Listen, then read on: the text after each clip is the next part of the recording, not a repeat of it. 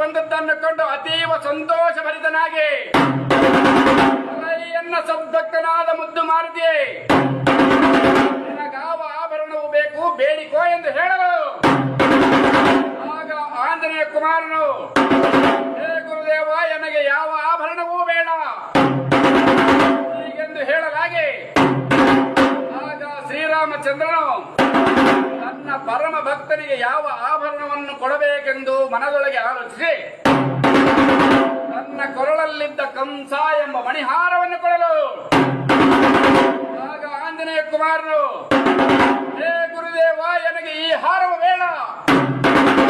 ನನಗೆ ಕೊಡುವುದಾದರೆ ಇಷ್ಟಲಿಂಗಾನಂದ ಮುಕ್ತಿ ಭಕ್ತಿಯ ಸಾಮ್ರಾಜ್ಯವನ್ನೇ ದಯಪಾಲಿಸಬೇಕು ದೇವ ಎಂದು ಬಾಗಿದರು.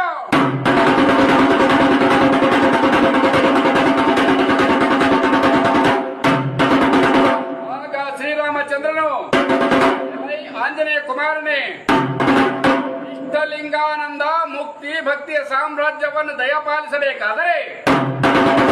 ಅದನ್ನು ದೈವತ್ವದಲ್ಲಿದ್ದಾಗ ಮಾತ್ರ ಕೊಡಲು ಸಾಧ್ಯ, ನರತ್ವದಲ್ಲಿದ್ದಾಗ ಕೊಡಲು ಸಾಧ್ಯವಿಲ್ಲ ಎಂದು ಹೇಳಲು ಆಗ ಆಂಜನೇಯ ಕುಮಾರನು